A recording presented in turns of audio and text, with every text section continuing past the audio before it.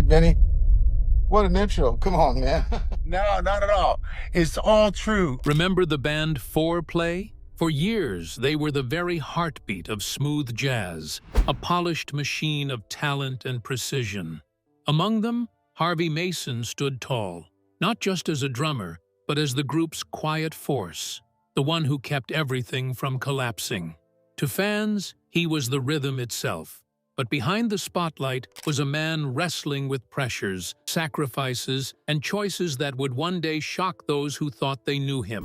Today, at 78, Mason's story isn't just about music. It's about survival, reinvention, and revelations few could have imagined.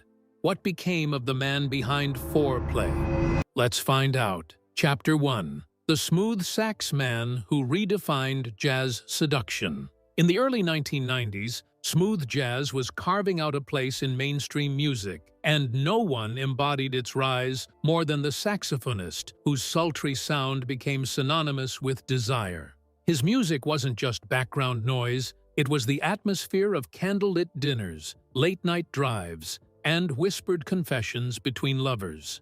Fourplay, the group that catapulted him to international fame, redefined what jazz could be, merging sophistication with sensual accessibility. Crowds packed theaters, not simply to hear him play, but to feel the charisma that radiated with every note he blew into his saxophone. He didn't just perform music, he performed intimacy itself, commanding audiences with an artistry that blurred the line between sound and seduction. Magazine covers hailed him as the king of smooth jazz. His albums sold in the millions, and he became the face of a genre once thought niche. But the higher the pedestal, the greater the fall, and whispers were already beginning that his world of velvet tones and platinum sales wasn't as perfect as it seemed. Could a man so tied to the idea of flawless seduction truly live up to the myth? Or was his carefully curated image hiding cracks beneath the surface? Chapter 2. The Rise of a Bedroom Anthem. Maestro. As his star climbed higher, the music industry realized it had discovered something far more valuable than just another talented saxophonist. It had found a brand, a symbol, a living shorthand for passion, romance, and sophistication. His instrument became more than a tool of melody. It became a cultural emblem, the smooth exhalation of desire itself, turning every Fourplay record into a must-have soundtrack for intimacy. Soon, the saxophone lines he played were not confined to albums. They spilled into daily life, into weddings where couples claimed their first dance beneath his melodies, into romantic films where climactic love scenes were framed by his sound, into the hushed voices of late-night radio DJs who introduced his tracks as the soundtrack to your heart. The industry wasted no time in seizing the image, carefully packaging him as the maestro of seduction, a man whose very presence sold not just music, but a lifestyle, a fantasy of elegance and intimacy that listeners longed to inhabit. The records didn't just chart, they defined moments, embedding themselves in the collective memory of a generation. Yet the machinery of marketing that elevated him also trapped him, tightening its grip with every hit. He could no longer be merely a musician. He had to live as the myth. Every interview had to drip with charm. Every appearance radiate refinement. Every performance project an impossible ideal of flawless sophistication. Smiling in the spotlight, he carried the weight of expectation like a second skin, even as the cracks began to form in the shadows beyond the stage. Nights alone revealed the exhaustion of playing a part not written by himself, but imposed by executives eager to squeeze every dollar from his allure. He was trapped in a gilded cage, forced to embody a legend of intimacy that left little room for humanity. And the cruel irony of such myths is that the very thing that elevates you can also become the weapon of your downfall. For when you live inside a legend, the moment you falter, the moment you reveal yourself as merely human, the backlash is not gentle. It is swift, merciless, and unforgiving, as though the world resents you for breaking the fantasy it so desperately believed in. Chapter 3. Behind the Velvet Curtains. Fame's Double Edge. On stage, his life seemed like the epitome of success. Women screaming his name, critics praising his artistry, and industry insiders hailing him as the savior of jazz for a new generation. But behind the velvet curtains, the reality was far from glamorous. With fame came financial battles, agents, labels, and managers fighting over profits, leaving him with less control over his own career than fans ever realized. Tensions with collaborators began to simmer as creative disputes clashed with commercial demands. And then there were the whispers, stories of late-night excess, fractured relationships, and a man drowning under the pressure of being an icon rather than an individual. For years, these rumors stayed just that, rumors. But in an industry where perception can make or break a career, they began to weigh heavily. Journalists who once wrote glowing reviews started to probe deeper, hinting at scandal, while fans, once loyal and unquestioning, began to sense that the image they adored might not match the man himself. He was living a double life, effortless perfection in public, but private chaos in the shadows. And the balance between the two was collapsing.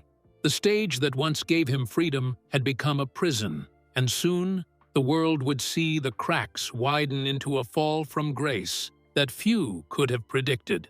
Chapter 4. The industry turns cold. When the spotlight fades. The cruelest truth about fame is that the same industry that builds its stars will, without hesitation, discard them when the winds change.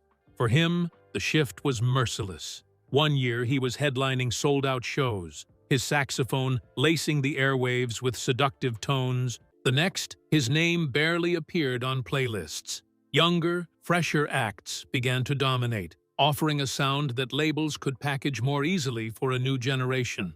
Smooth jazz, once the soundtrack of sophistication, was suddenly dismissed as outdated. And with it, so too was the man who had defined it. Record executives who had once celebrated him now whispered about declining sales and diminishing returns, branding him a liability rather than an asset. Magazine covers that once flaunted his image now ignored him entirely. He watched as the industry that had begged for his talent rebranded him into nostalgia, reducing him to a shadow of the icon he had once been. Every booking that vanished, every phone call that went unanswered chipped away at his identity. Friends in the business grew scarce, promoters stopped calling, and the same journalists who once glorified his artistry began penning think pieces about his irrelevance. For an artist whose very being was tied to the sound of his saxophone, the silence was deafening. The applause that once affirmed his place in the world was replaced with doubt, and in the quiet, he was left with one searing question. Would his legacy dissolve into the archives of forgotten trends, or could he summon the will to fight back against an industry that had already written him off? Chapter 5. Scandals in the Shadows. Rumors and Revelations. When the music stops selling, the press doesn't stop digging, and soon, his personal life became the new stage. Rumors swirled about his relationships, painting him alternately as a tortured romantic and a reckless womanizer. Financial troubles added fuel to the fire, with whispers of unpaid debts and questionable management decisions casting shadows over his once flawless image. Industry insiders claimed he was difficult to work with, his temper flaring as the pressures of irrelevance mounted. Tabloids latched onto every misstep, amplifying minor controversies into full-blown scandals. For fans, it was disorienting. How could the man who once embodied elegance and intimacy now be the subject of such chaos? Every headline chipped away at the carefully constructed persona that had defined his career, and each new revelation threatened to erase the admiration he had worked so hard to earn. Friends described him as a man caught in a storm of his own making, angry, isolated, and unable to reconcile the myth he had lived with the man he truly was. In an era where one scandal could sink a career, he was drowning in whispers that were becoming too loud to ignore. And when the cracks in his reputation finally split wide open, the fall would be nothing short of devastating. Chapter 6: Love, Loss, and the Price of Stardom. Behind the dazzling facade of fame lay the wreckage of his personal life, a trail of heartbreak that revealed just how steep the cost of stardom could be. At first, love had been effortless, the kind of whirlwind romance that fame often promises. Women were drawn not only to his looks and charisma, but to the intoxicating power of his music, the way he could turn a saxophone solo into a love letter. Yet, as his fame grew, so too did the complications. Trust became elusive in a world where adoration was currency, and fidelity was tested under the relentless glare of attention. Partners accused him of being consumed by his career, of prioritizing the myth of the maestro over the needs of the man. Rumors of infidelity, whether true or exaggerated, added to the fractures. And when relationships ended, they often did so with public messiness, the tabloids eager to spin his heartbreak into scandal. It wasn't just romance that suffered. Friendships, too, fell apart under the strain of ego, ambition, and the constant demand for performance. As money problems mounted and fame waned, so did his circle of support. The people who once toasted champagne backstage slowly disappeared, leaving him with the bitter taste of betrayal. Each loss of love, of trust, of companionship etched itself into his music, giving his later performances a haunting, sorrowful edge. Stardom had given him everything, yet in the end, it seemed to strip him of the very things that mattered most. The man who had once defined passion through his art was now a hollow figure, forced to reckon with the truth that love in the shadow of fame was never built to last. Chapter 7: Reinvention or Ruin, the Struggle for Relevance. After the silence and the scandals, he stood at a crossroads familiar to many who had tasted stardom: fade away quietly or reinvent himself for a world that no longer craved his sound. Reinvention meant risk, but ruin was already knocking at his door. Determined to resist irrelevance, he explored new avenues, dabbling with contemporary beats, experimenting with collaborations, and even flirting with crossover projects designed to reach younger audiences. But each attempt was met with skepticism. To critics, his ventures smacked of desperation, the once suave maestro awkwardly chasing trends that didn't suit him. To longtime fans, the experiments felt like betrayal. They didn't want the reinvention. They wanted the old magic, the soundtrack that had once defined their lives. Yet standing still wasn't an option either. He was trapped in a brutal paradox, too old to compete with rising stars, too stubborn to retire gracefully. And so he oscillated between projects, none of them delivering the breakthrough he craved, each one leaving him further entangled in doubt. The struggle for relevance wasn't just about music. It was about identity. Every note he played was haunted by the weight of his past glory and the judgment of a present that seemed unwilling to forgive. Reinvention required vulnerability, but his entire career had been built on an image of flawless confidence, leaving him unequipped to bear his true self.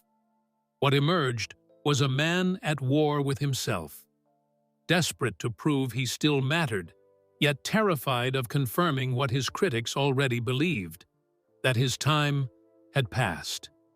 The fight for relevance became his new stage, and it was a performance more grueling than any concert he had ever played.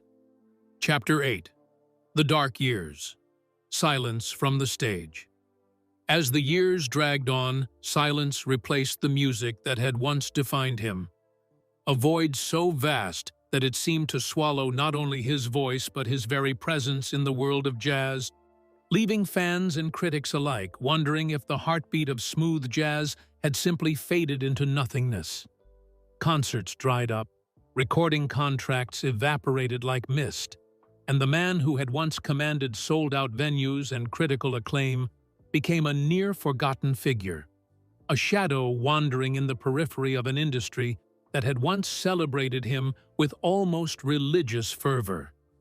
These were the dark years, marked not by dramatic headlines or scandalous tabloid fodder, but by the oppressive absence of them, a painful obscurity for someone who had thrived under the glare of fame, a cruel inversion of the spotlight he had once occupied so effortlessly. For fans, the silence was deafening, prompting endless speculation. Had he retired in shame, or was he secretly battling inner demons far from the public eye? Demons that made every note he once played feel like a distant memory. The truth was infinitely more complicated. Behind closed doors, he wrestled with depression that gnawed at the edges of his mind, financial instability that stripped away the comfort of a life he had worked tirelessly to build, and the crushing weight of irrelevance that made even small achievements feel hollow. Friends recalled a man haunted by his own legacy, unable to listen to the radio without hearing echoes of a version of himself that the world still adored while he felt left behind, a ghost in his own life. Every performance he skipped, every recording he abandoned, felt like another nail in the coffin of a career that had once seemed unstoppable, each missed opportunity reinforcing a growing sense of personal failure. The silence didn't merely dim his career, it eroded his identity, stripping away layers of confidence, passion, and purpose, leaving a man who had lived and breathed music feeling unmoored and invisible. While the world moved on to new sounds, new stars, and new cultural icons, he remained trapped in the haunting grip of memories, a past that refused to let him go, reminding him with relentless clarity that fame's cruelest punishment is not public disgrace or scandal, but the slow, relentless experience of being forgotten, of feeling as though the melodies that once defined a life now belonged to everyone else, leaving him stranded in a quiet, aching void of his own making. Chapter 9. An Unexpected Comeback. Nobody saw coming. Just when the world had nearly forgotten his name, he resurfaced, and the comeback was as unexpected as it was polarizing. Years of silence gave way to a new appearance, older, wiser, but carrying the scars of battles both personal and professional. Fans who had written him off were stunned, while critics braced themselves for disappointment. Yet when he stepped onto the stage once more, saxophone in hand, something remarkable happened. The magic was still there. The notes weren't as flawless, the energy wasn't as youthful, but the soul, the raw, undeniable passion, was intact. The comeback wasn't just about music. It was about survival, a defiant declaration that he refused to vanish quietly. Headlines roared with disbelief. "He's back!" Some praised the resilience, others mocked the attempt, but everyone was talking once again. For him, it was a vindication, proof that the man behind the myth still had a voice, even if it trembled. But the comeback was fragile, balanced on the thin line between nostalgia and relevance. Would this revival cement his legacy or expose him as a relic clinging to the past? The answer, as always, lay not in the image, but in the music. And for the first time in years, the world was listening again.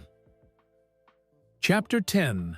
From Jazz Clubs to Headlines, The Transformation.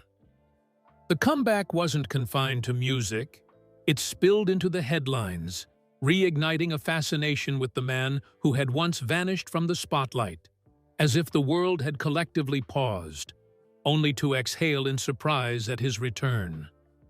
Suddenly, he was back on late-night talk shows, giving interviews that blended regret with defiance.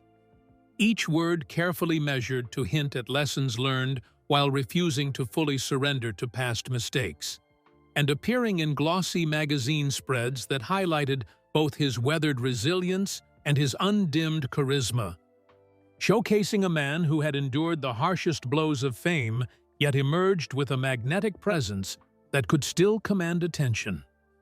The jazz clubs that had once seemed beneath him were now packed to capacity, filled with audiences eager not just to hear the music, but to witness the rebirth of a legend whose aura seemed to shimmer with both nostalgia and novelty. A man whose fingers danced across the keys or coaxed melodies from a saxophone as if the instrument itself had been waiting for him to return. But this transformation was more than a career move. It was a narrative of survival, a living testament to the idea that stars can fall and rise again, not in the sanitized ways of scripted films, but in raw, unpredictable arcs that captivate the public imagination and spark debates over redemption, authenticity, and artistry. The press, which had once delighted in tearing him down, now leaned into the redemption story, framing him as the comeback king of smooth jazz, a title both flattering and fraught with expectation, while social media buzzed with fans dissecting every note, every gesture, and every carefully staged photo, turning the return into a cultural moment. Yet, lurking beneath the surface of this newfound adoration was an undeniable truth.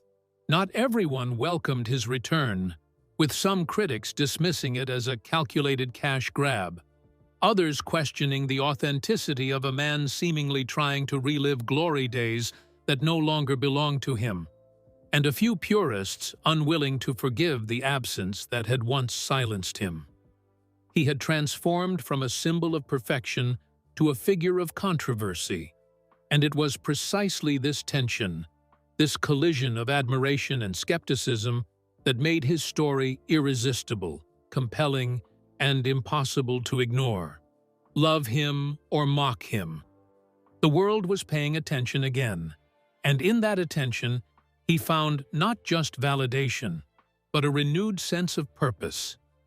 The heartbeat of a legend reborn. Chapter 11. Fans react. Shock, awe, and controversy. If the press was divided, the fans were a battlefield all their own. For the loyalists, his return was a resurrection, a once-in-a-lifetime chance to see the man whose music had been the soundtrack of their youth. They flocked to concerts, their cheers echoing like proof that time could not erase the bond forged by his saxophone. Comment sections overflowed with messages of gratitude, people recalling how his songs had played during first dances, anniversaries, and moments of intimacy they would never forget. But for every tearful devotee, there was a skeptic waiting to pounce. Detractors accused him of clinging to a spotlight that no longer belonged to him, mocking his attempts to keep up with modern trends. Younger audiences, raised on different sounds, dismissed him as a relic, someone their parents admired, but who had little to say in the present. Social media magnified the divide, with clips of his performances spreading like wildfire, some praising the emotion in every note, others ridiculing him as past his prime. Yet, in a way, the controversy was its own kind of victory. Indifference is the true death of an artist, and if nothing else, his return proved he could still provoke strong emotions. Adoration, anger, or ridicule, it didn't matter. He was once again part of the cultural conversation, a name that sparked debate and passion. And though divided, one truth stood above all. Whether they loved him or loathed him, nobody could ignore him. That was the essence of stardom, and against all odds, he had reclaimed it. Chapter 12. The Legacy of a Man Who Refused to Disappear. By the end of his tumultuous journey, one truth was undeniable. He had refused to disappear. His story was no longer just about music, but about survival, resilience, and the complicated cost of fame.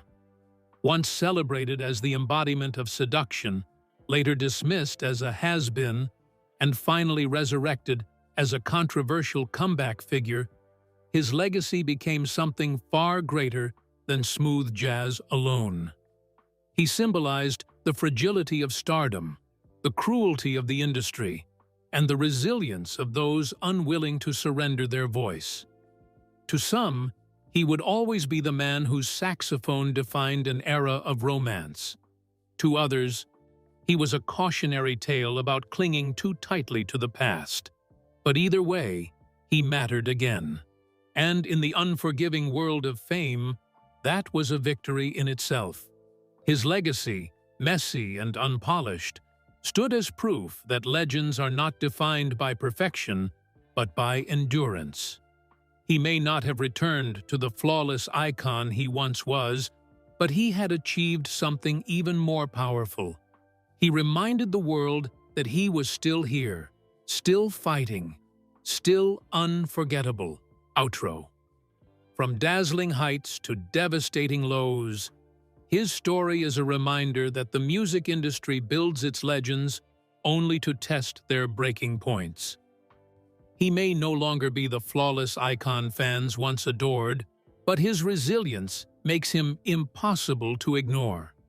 What do you think? Did his comeback redeem his legacy or tarnish it forever? Share your thoughts below, and don't forget to subscribe for more untold stories from the world of fame and scandal.